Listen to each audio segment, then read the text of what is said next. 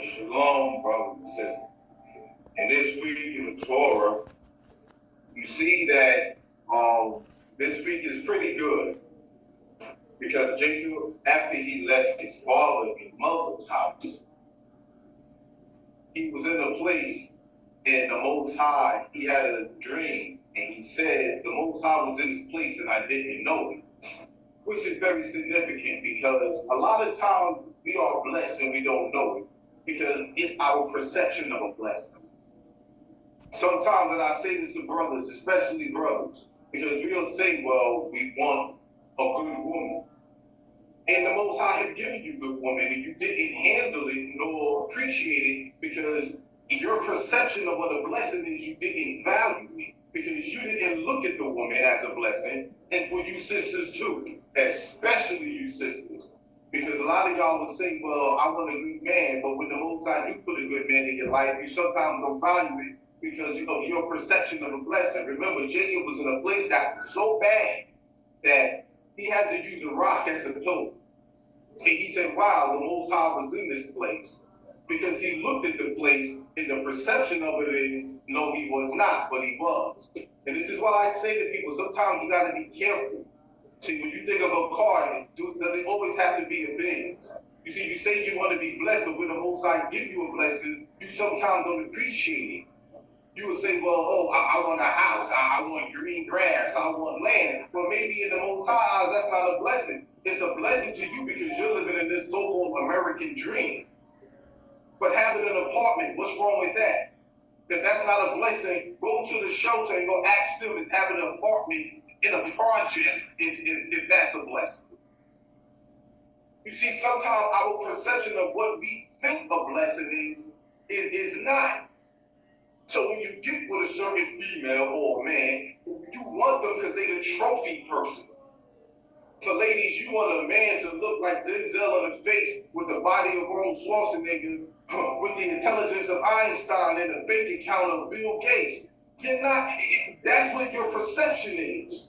But you're not going to get all of that. You see, you got to change your perception. Once you change your perception, you will now learn and know what a blessing is.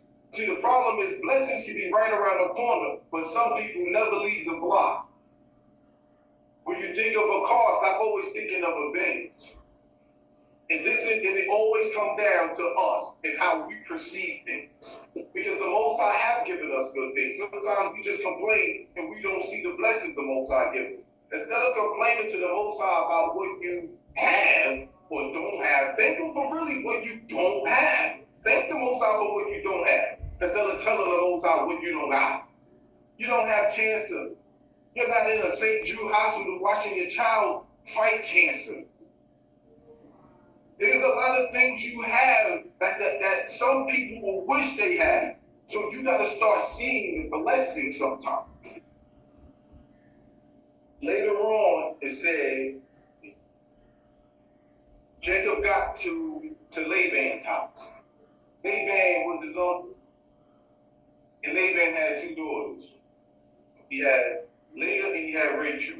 Now, we all know Jacob wanted Rachel, but Laban tricked him into giving him Leah.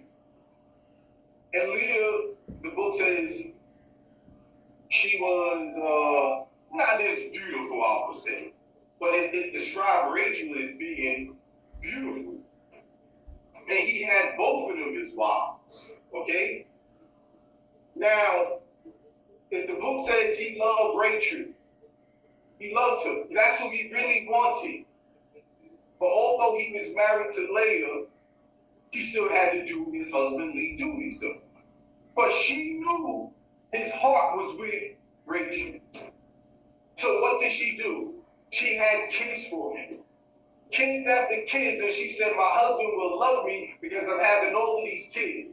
It got to her third son. His name was Levi or Levi, and she said, now my husband will be attached to me because I had 3 sons by him. She ended up having, in total, 6 sons and 1 daughter. But she said on her third child, now my husband will be attached to me because I have these many sons by him. It didn't work. He still loved Rachel. On top of that, Leah even went and told her friend, in today's term, her handmaid, to go sleep with Jacob and have kids with him as well. And on top of that, he did it. And still he didn't love her. Which goes to show that, well, he didn't love her the way he loved Rachel. And this is the thing that I try to explain to you, women, and I won't be long with it, is that you can never make, no matter what you do for a man, it's never going to make him love. You can do threesomes. You can do foursomes. You can do anything you want. It's not going to make him love you. I'm a man, I'm telling you. When a good woman do things for a bad man, the bad man knows he's a bad man. And once he sees you're degrading yourself, it will make him devalue you because he knows you shouldn't be doing it. And you're only doing it to chase his affection. And it never works. No matter what Leah did, she never was going to be loved like Rachel was going to be loved. So it goes to show you sisters, you women out there in this world, that no matter what you do for these men, you can go lose weight. It's not going to make the man love you. I know a friend who told me, I had to go under the knife and lose all of this weight for my man. I said, and what happened? He cheated on you with a fat woman afterwards, right here. So the problem wasn't your weight. The problem is he just didn't want you. And the problem with people is we got the ostrich effect. That if a predator is chasing the ostrich will run and stick his head under the ground thinking that the predator went away. No. You're just afraid to be confronted with the fact that the man you want, the man you chasing, and the man you want to love does not love you. Real love is not going to come with all of them problems. And I'm just keeping it 100. When you got to wear fake hair, makeup, when you got to have a big butt, big breast, you got to put on contacts just to attract a man, already you are in a fight, a losing battle.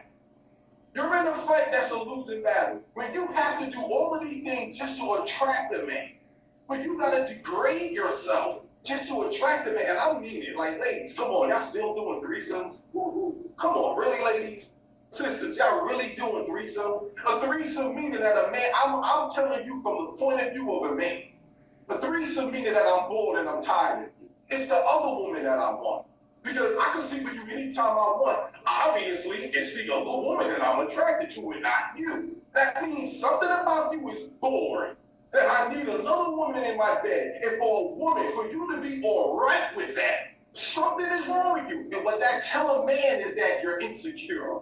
And what is the golden rule of being insecure? Is you're seeking constant validation. You're willing to degrade yourself, belittle yourself just for love. So now we go to the next part, as I end with Laban.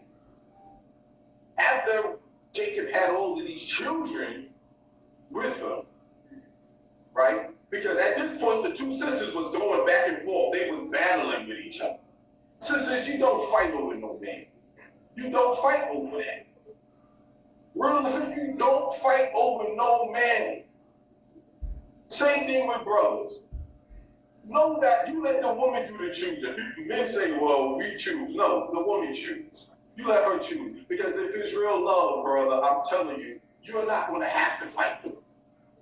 But I'll go back to Laban before I end this. Laban was Jacob's uncle. When Jacob lived with him, this man mistreated Jacob.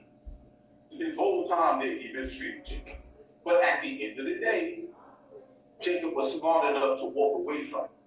Jacob saw how Laban treated him. And I say this to everyone. Those who will mistreat you and do you wrong are those that are closest to you.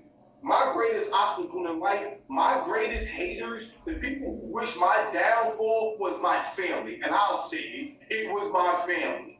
Okay? I know what it's like to be Jacob. I know what it's like to have an uncle who would despise you and rip you up, stab you in your back, your side, your front, or any side you got, he stabbed me in, okay? So I know what it's like. But just like Jacob, we got to learn these lessons. He left. He knew Laban was no good, so he left. You can't stay in a relationship. If you stay in a relationship that's bad, you can't blame the person for treating you that way. You're aiding in your own misery. Don't invest in your future problems. And I always say this to people. You can't change the people around you. but you can change the people you're around. I'm telling you, I am not going to be in a relationship where I feel like I'm not being valued, or if I feel like I'm being mistreated. If I say what that say about me, if I'm willing to stay in an abusive relationship, what that say about me, I can't blame the abuser no more. If I'm choosing to stay with something that's mistreating me, I can't blame the person who's mistreating me. I have to look in the mirror and blame myself and ask myself, why am I attracted to the abuse? Sometimes we find comfort in the abuse thinking that is love. But like Jacob, we got to learn the lesson to get out of it, get away from it. And with that, I say shalom.